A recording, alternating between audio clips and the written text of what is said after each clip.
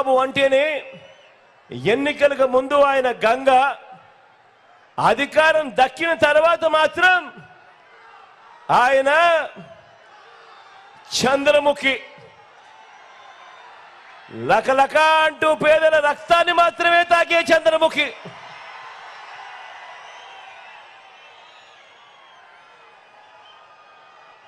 బాబు గారి గురించి, చంద్రబాబు గారి గురించి ఈరోజు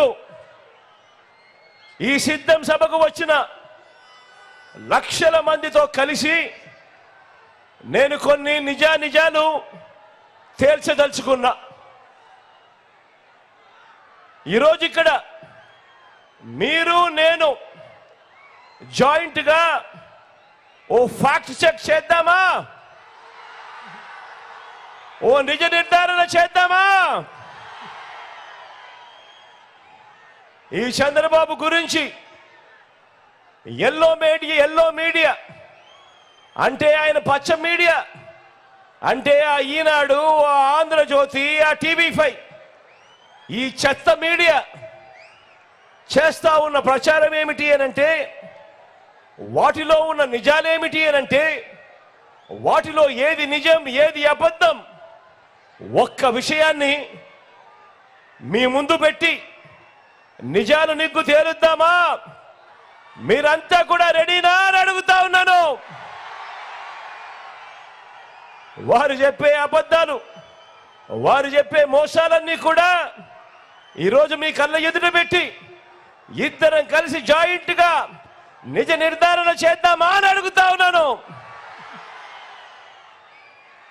ఈ ఎల్లో మీడియా అంటే ఈనాడు అంటే ఈ ఆంధ్రజ్యోతి అంటే ఈ టీవీ5 వీరు ఎంత ప్రమాదకారి అనంటే, వీళ్ళంతా కూడా చంద్రబాబుతో కూడబలుక్కొని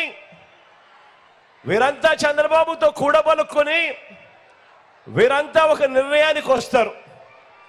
వచ్చిన తర్వాత వీరంతా కూడా ఏం చేస్తారో తెలుసా?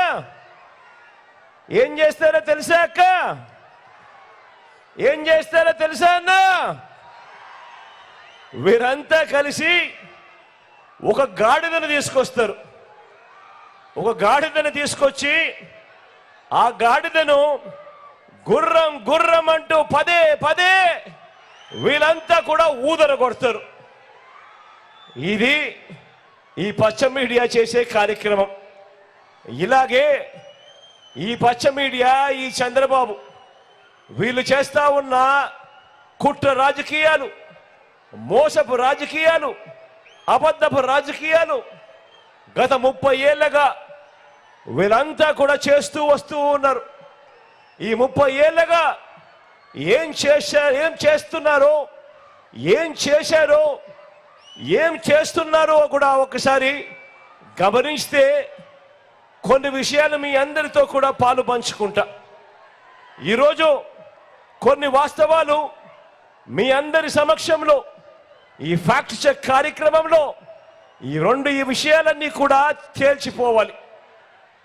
మీ అందరితో కూడా నేను ఆలోచన చేయమని కోరుతా ఉన్నా.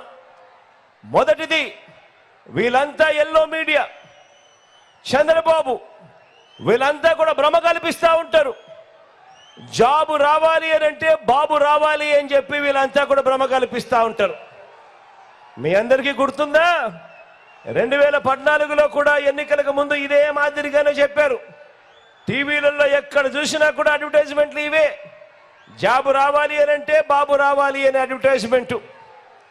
ఇదే కదా వాళ్ళు చెప్పింది, ఇదే కదా అమ్మ వాళ్ళు చెప్పింది, ఇదే కదా తమ్ముడు వాళ్ళు చెప్పింది.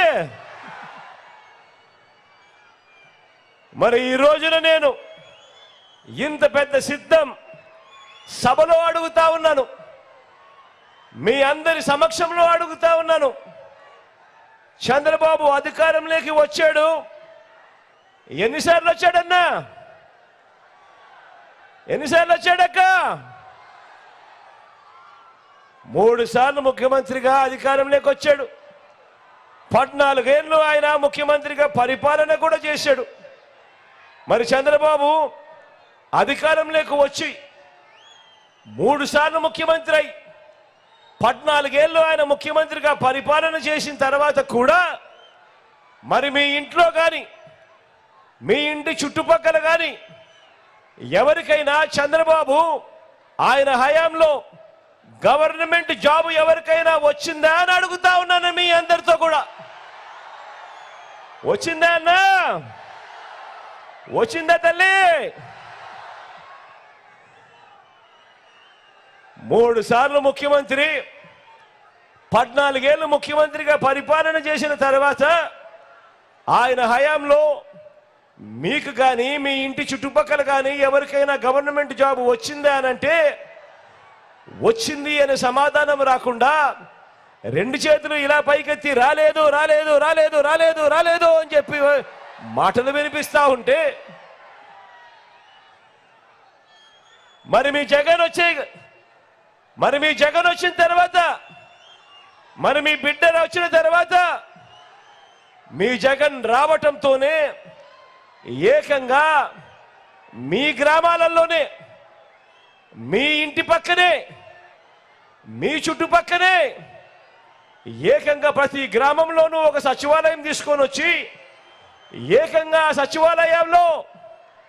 సచివాలయాల్లో ఏకంగా 1,35,000 మంది మన పిల్లలకు ఈరోజు ఉద్యోగాలు చేస్తా ఉన్నారు. మన పిల్లలు మన గ్రామాల్లోనే మన చెల్లెమ్మలు మన తమ్ముళ్ళు ఏకంగా 1,35,000 మంది మన గ్రామాలలో మన కళ్ళ ఎదుటే గవర్నమెంట్ ఉద్యోగాలు చేస్తూ చిక్కటి చిరునవ్వులతో కనబడతా ఉన్నారు. ఇందులో కూడా 80% మంది నేను నా నా నా నా అని పిలుచుకునే నా ఎస్సీలు, నా ఎస్టీలు, నా బీసీలు, నా మైనారిటీలు ఏకంగా 80% మంది ఈరోజు మన పిల్లలే మన కళ్ళ ఎదుటే ఉద్యోగాలు చేస్తూ కనిపిస్తా ఉన్నారు. మనం రానంత వరకు, మన ప్రభుత్వం రానంత వరకు ఏ గవర్నమెంట్ హాస్పిటల్కు పోయినా కూడా అక్కడ డాక్టర్లు లేరని, నర్సులు లేరు అని, ఇతర సిబ్బంది లేరు అని, పరికరాలు లేవని, మందులు లేవు అన్న పరిస్థితి నుంచి ఈరోజు ఒక్క వైద్య ఆరోగ్య రంగంలో మాత్రమే మీ బిడ్డ వచ్చిన తర్వాత ఈ 58 నెలల కాలంలోనే అక్షరాల 54,000 పోస్టులు ఒక్క వైద్య ఆరోగ్య రంగంలోనే మీ బిడ్డ నియమించాడు. ఈరోజు ఆరోగ్య రంగాన్ని ఈరోజు మీ బిడ్డ ఒక విప్లవాత్మక మార్పులు చేస్తూ ఈరోజు అడుగులు ముందుకు వేయిస్తా ఉన్నాడు. నేను అడుగుతా ఉన్నాను, ఈరోజు మీలో ఎవరైనా కూడా గవర్నమెంట్ హాస్పిటల్కు పోతే గతంలో మాదిరిగా డాక్టర్లు లేరు, నర్సులు లేరు, పారామెడిక్స్ లేరు అన్న పరిస్థితి నుంచి పోయి ఈరోజు ప్రతి పేదవాడికి కూడా చిక్కటి చిరునవ్వులతో అదే గవర్నమెంట్ హాస్పిటల్లో కూడా వైద్య సేవలు అందుబాటులో ఉన్నాయా లేదా అని అడుగుతా ఉన్నా నేను మీ అందరితో కూడా. ఇలా ఇలా ఉన్నాయా లేదా అని అడుగుతా ఉన్నాను. మొత్తంగా 58 నెలల్లోనే మీ జగన్ పాలనలోనే ఎప్పుడు జరగనట్టుగా రాష్ట్రంలో ఈ 58 నెలల కాలంలో మనకు స్వతంత్రం